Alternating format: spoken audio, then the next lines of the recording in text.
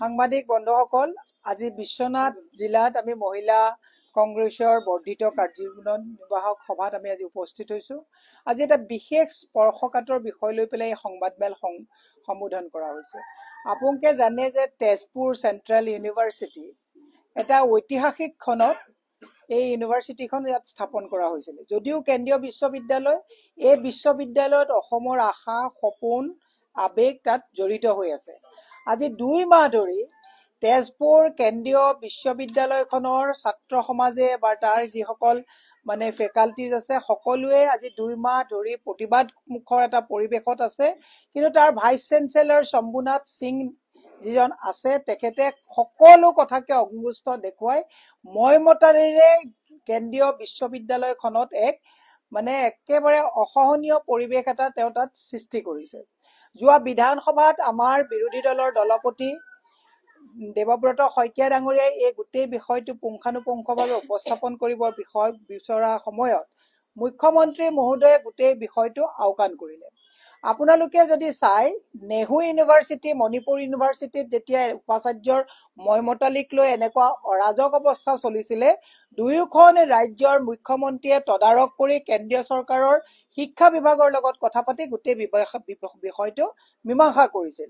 অতি দুৰ্ভাগ্যজনক কথা যে অসমৰ মুখ্যমন্ত্ৰীয়ে তেজপুৰত থকা এই ঐতিহাসিক কেন্দ্ৰীয় বিশ্ববিদ্যালয়খনত আজি 2 মাহ ধৰি ভাইচ চেঞ্চেলৰজনে একেবাৰে মইমতালিৰে যিখিনি দুৰ্নীতি অনিয়ম কৰি তাত আছে, ছাত্ৰ সমাজ বা শিক্ষক সমাজৰ যিখিনি আজি তাত প্ৰতিবাদ চলিছে, মুখ্যমন্ত্ৰীয়ে একেবাৰে তাত দৃষ্টি দিয়া নাই। আমি এইটো দুৰ্ভাগ্যজনক কথা বুলি কৈছো।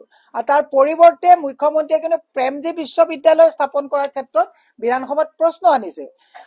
আমি কৈছো যে বিশ্ববিদ্যালয় হওক, আমাৰ কোনো আপত্তি নাই, কিন্তু আমাৰ এইখন বিশ্ববিদ্যালয়, যিখন বিশ্ববিদ্যালয় অসম আন্দোলনৰ অসম একৰ্ডৰ প্ৰেক্ষাপটত স্থাপন কৰা হৈছিলে, আজি 2 মাহ অৰাজকতা চলি আছে, তাত কিন্তু মুখ্যমন্ত্ৰীয়ে কোনো আগভাগ লোৱা নাই।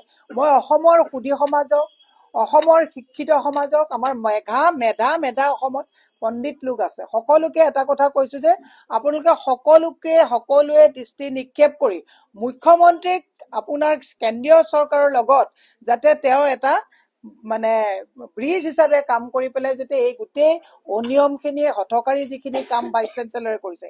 এখন 500 টকীয়া প্লাষ্টিকৰ চকীৰ দাম তেওঁ 5,500 টকা দাম কৰিছে।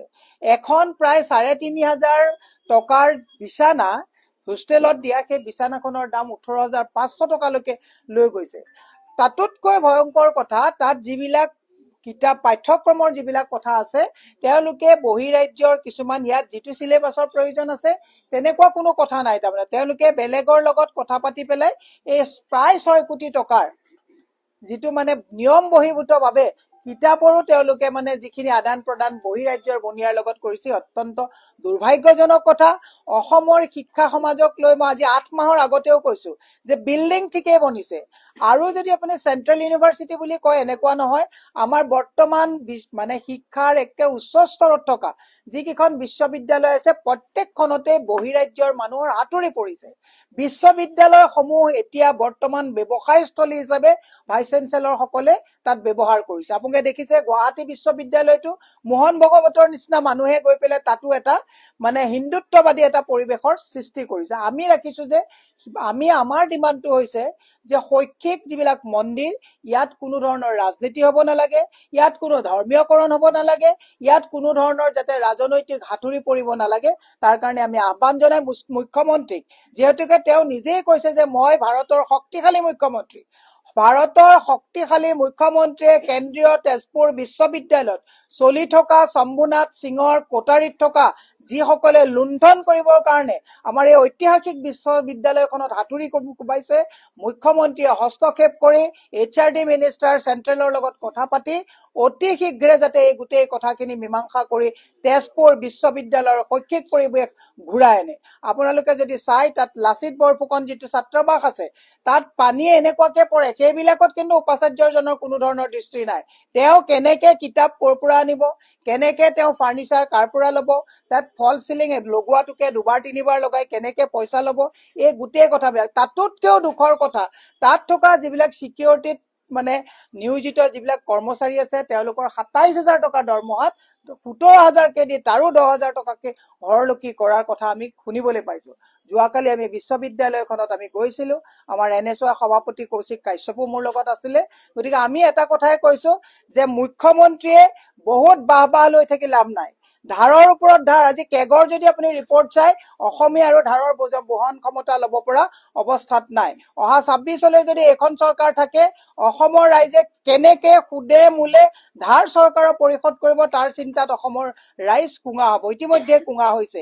সেইকাৰণে মই মুখ্যমন্ত্ৰীক কৈছো হাল এৰি শিয়াল খেদাৰ পৰিৱৰ্তে শিক্ষা অনুষ্ঠান যাতে কোনো ধৰণৰ বহিৰাজ্যৰ বনিয়াই যাতে ইয়াত আহি শিক্ষা অনুষ্ঠানক যাতে বেপাৰৰ স্থল হিচাপে কৰি নলয় তাৰ কাৰণে আমি টানি অনুৰোধ জনাইছো যে আপুনি এইবিলাকত চকু দিয়ক আৰু বিধানসভাত যিবিলাক একেবাৰে মানে বজাৰ টাইপ পৰিৱেশ হৈছে তাৰ পৰিৱৰ্তে আইন প্ৰণেতাসকলে কেনেকে শিক্ষা, স্বাস্থ্য, ন্যায় এইবিলাকৰ ক্ষেত্ৰত গুৰুত্ব দিব তাৰ কাৰণে আমি আহ্বান জনাই আজি সংবাদমেলৰ জৰিয়তে মুখ্যমন্ত্ৰীক পুনৰবাৰ আহ্বান জনাইছো যে মণিপুৰ আৰু মেঘালয়ত যেনেকে তাৰ মুখ্যমন্ত্ৰীসকলে নেহৰু ইউনিভাৰ্চিটিৰ উপাচাৰ্য স্বেচ্ছাচাৰিতাক তেওঁলোকে দমন কৰিছে, আপুনিও শক্তিশালী মুখ্যমন্ত্ৰী বুলি নিজেই কয়, আপুনিও যাতে শম্ভুনাথ সিঙৰ এই স্বেচ্ছাচাৰিতাক যাতে আপুনি কেন্দ্ৰীয় চৰকাৰৰ লগত কথা পাতি বন্ধ কৰে আৰু তেওঁক যাতে ইয়াৰ পৰা মই যিহেতুকে শৈক্ষিক পৰিৱেশটোৱে বিনষ্ট হৈছে ইয়াৰ পৰা তেওঁক উপযুক্ত যাতে শাস্তি প্ৰদান কৰি মানে এটা চিন্তা কৰে তাৰ কাৰণে মই মুখ্যমন্ত্ৰীক আহ্বান জনাইছো।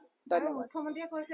মুখ্যমন্ত্ৰীয়ে কংগ্ৰেছক যদি মেকুৰী বুলি কৈছে তেওঁ ৱেল এক্সপিৰিয়েঞ্চ হ'ব, কাৰণ ২৫ বছৰ তেওঁ কংগ্ৰেছত পাৰ কৰি গৈছে। গতিকে তেওঁৱে বুজিব চোৰে চোৰৰ ঠেং দেখে। সভাৰ মান আৰু গৰিমা বুজি পোৱা নাই, বিধানসভাত কি ক'ব লাগে মুখ্যমন্ত্ৰীয়ে বুজি পোৱা নাই। মুখ্যমন্ত্ৰী একচুৱেলি সেই চকীখন যিখন চকীত গোপীনাথ বৰদলৈ, শৰৎ সিংহ, হিতেশ্বৰ শইকীয়া, তৰুণ গগৈৰ দৰে মানুহ বহি গৈছে, তেওঁ সেই চকীৰ ক্ষমতাটো আৰু মৰ্যাদাই বুজি পোৱা নাই।